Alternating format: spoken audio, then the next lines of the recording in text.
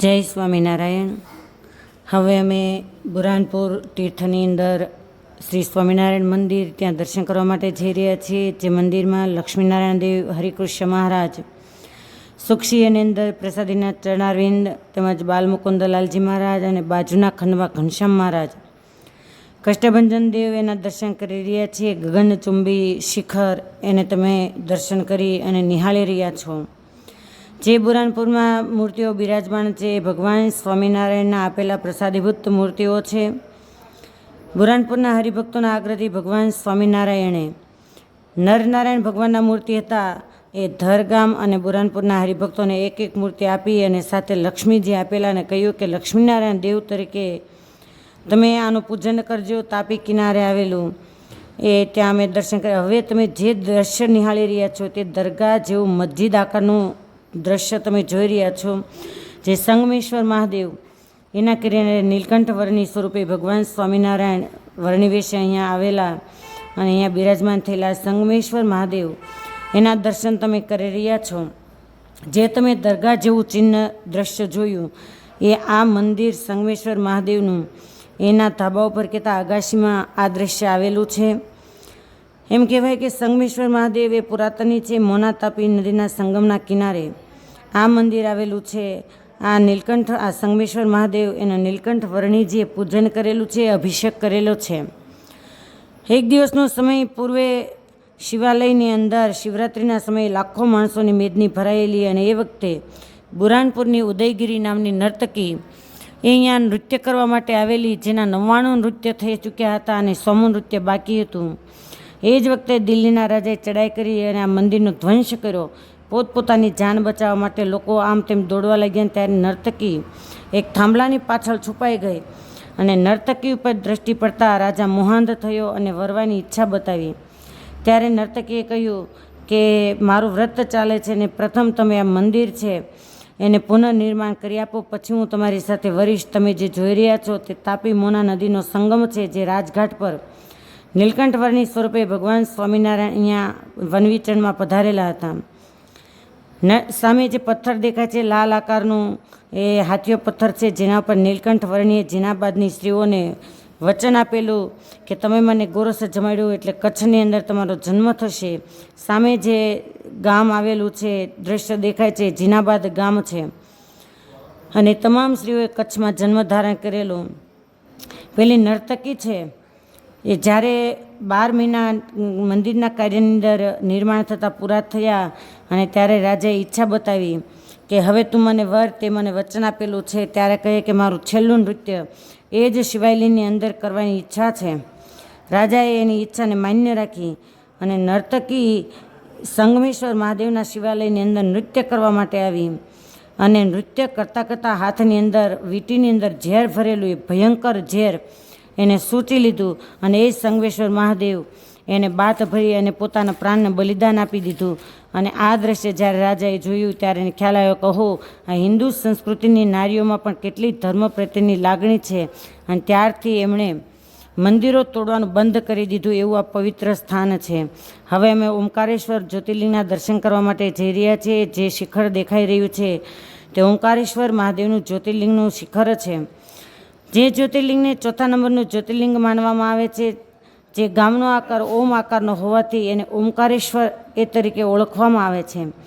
આ ઓમકારેશ્વર ભૂતકાળમાં ભીલ રાજાની નગરી ગણાતી હતી।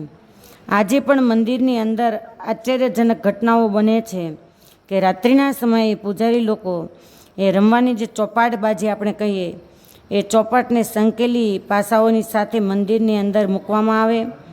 રેલિંગની અંદર તમે હરિભક્તોના દર્શન કરી રહ્યા છો।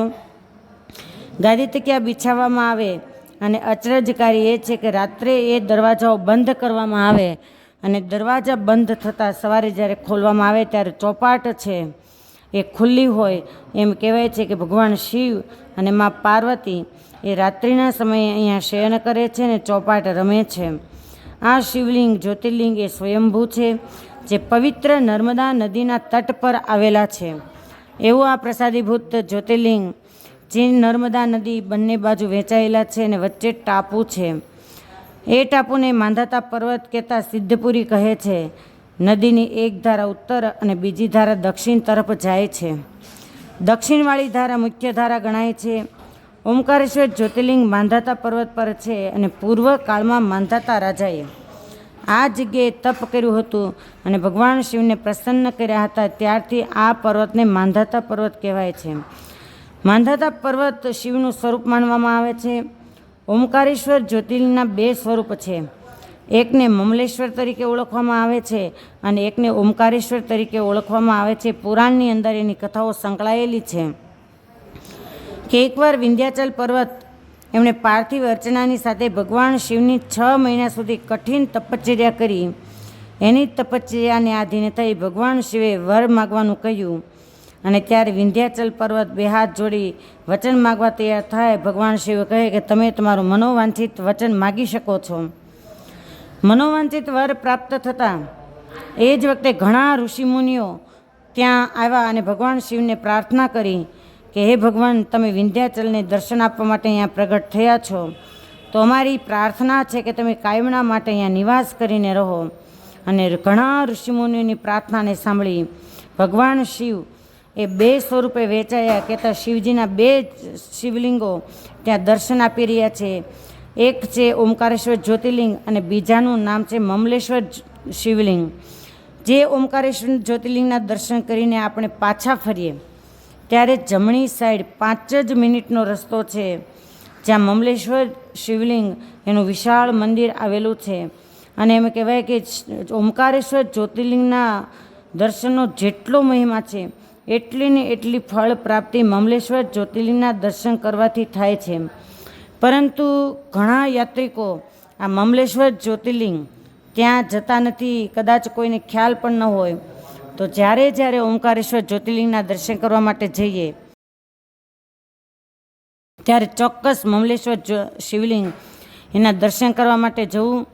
કેમ કે એ મંદિર પણ વિશાળ પટાંગણમાં છે. જે તમે જોઈ રહ્યા છો એ નર્મદા નદીનો સુંદર તટ છે. બંને બાજુ બિલ્ડિંગો, નાના મોટા મંદિરો, વહાણો એ નજરે દેખાય છે. હવે અમે ધરગામ તરફ જઈ રહ્યા છીએ. જે ધરગામમાં પ્રસાદીભૂત એવા લક્ષ્મીનારાયણ દેવ બિરાજમાન છે. ખૂબ નાનું એવું સિંહાસન છે અને એ સિંહાસન પણ એક રૂમની અંદર રાખેલું છે. જે ભૃગુ લાંચનના દર્શન તમને થઈ રહ્યા છે ભગવાન નારાયણ એમના હૃદય કમળનો ભાગ જેમાં ભૃગુ લાંચનનું ચિહ્ન આપણે સ્પષ્ટ રીતે જોઈ રહ્યા છો. અદ્ભુત દર્શન છે કે ભૂતકાળને હજારો વર્ષ પહેલાંનો યાદ અપાવે કે ભૃગુ મુનિએ નારાયણ ભગવાનને કેવી રીતે લાત મારી હશે, જેનું ચિહ્ન આજે પણ આ મૂર્તિની અંદર આપણે જોઈ રહ્યા છીએ. ધરગામ અને બુરાનપુરના હરિભક્તોને જે મૂર્તિઓ ભગવાન સ્વામિનારાયણે આપેલી એ જ આ મૂર્તિઓ આજે પણ હજારો લોકોની મનોકામનાઓને પૂર્ણ કરતી હોય એમ લક્ષ્મીનારાયણ દેવ આ ધરગામની અંદર બિરાજમાન છે, જેના સૌ સાંખ્યોગી બહેનો દર્શન કરી રહ્યા છે. ધરગામના મૂર્તિઓ લક્ષ્મીનારાયણ દેવ એ નાના એવા ઓરડાની અંદર બિરાજમાન છે. બુરાનપુરની અંદર શિખરબદ્ધ મંદિર છે જેમાં લક્ષ્મીનારાયણ દેવ બિરાજમાન છે. કેમ કે ધરગામની અંદર થોડા વર્ષો પહેલાં જ જે અત્યારે ઓરડાની અંદર લક્ષ્મીનારાયણ દેવ બિરાજમાન છે એ હમણાં નવું બનાવવામાં આવ્યું. પહેલાં તો એક માટીનો ઓરડો હતો અને એમાં લક્ષ્મીનારાયણ દેવ બિરાજમાન હતા. પરંતુ કંઈક ભગવાનની કૃપા થઈ અને અહીંયા સંતોએ આ રીતે નિર્માણ કામ ચાલુ કર્યું છે. અને ભગવાન સ્વામિનારાયણના ચરણકમળની અંદર પ્રાર્થના કરીએ. વડતાલ વિહારી એવા લક્ષ્મીનારાયણ દેવ એના ચરણની અંદર પ્રાર્થના કરીએ કે આપ જેવા વૃત્તપુરીની અંદર હજારો લોકોને પોતાના દર્શનનું સુખ આપી રહ્યા છો અને શિખરબંધ મંદિરમાં બિરાજમાન છો. બસ એવું ને એવું નયનરમ્ય મંદિર ધરગામની અંદર જલ્દીથી વહેલાસર થાય અને હજારો યાત્રિકો ધરગામની અંદર જઈ અને લક્ષ્મીનારાયણ દેવ એના દર્શન કરી અને એના પાવનકારી નિશ્રાના સૌ કોઈ દર્શન કરી અને શાશ્વત સુખનો અનુભવ કરી શકે. તમે જોઈ રહ્યા છો કે યાત્રિક બહેનો એ રસોઈ કહેતા પરમાત્મા ઠાકોરજીનો થાળ બનાવી રહ્યા છે. 80 યાત્રાર્થીઓનો સંઘ હોવા છતાં કોઈ રસોઈયો સાથે નથી. કેમ કે ગાળી ચાળીને પવિત્રપણે તમામ હરિભક્ત બહેનો અને હરિભક્ત પુરુષો એ પરમાત્મા ઠાકોરજીનો થાળ બનાવી રહ્યા છે. આજે તમે પટાંગણ જોઈ રહ્યા છો. તે ધર ગામના મંદિરનું પટાંગણ છે, જે ઓરડાની અંદર પડદો બિછાવેલો છે, નાખેલો છે. બસ આ જ ઓરડામાં લક્ષ્મીનારાયણ દેવ એ બિરાજમાન છે. એવું આ પ્રસાદીભૂત ધર ગામની ભૂમિ, જ્યાં લક્ષ્મીનારાયણ દેવ આજે યાત્રાર્થીઓને દર્શન કરવા માટે અહીંયા બિરાજમાન છે.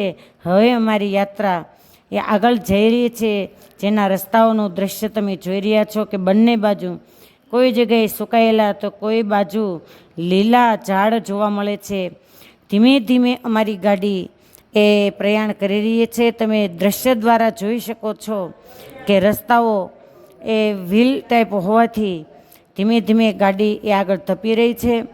બંને બાજુ પર્વતમાળાઓ જોવા મળે છે અને આ રીતે અમારો યાત્રા પ્રવાસ એ આગળ પ્રયાણ કરી રહ્યો છે. જેમ બંને બાજુ લીલું અને સૂકા વૃક્ષ એને તમે જોઈ રહ્યા છો. બસ આપણું જીવન પણ એવું જ છે કે એક સમય યુવાની હોય અને જેમ સુકાયેલું ઝાડ એ લીલામાંથી પરિવર્તન બની અને સુકાઈ જાય, એમ આપણો અંત આવતા આપણું જીવન એ સુકાયેલા ઝાડની જેમ પૂર્ણ થઈ જાય છે.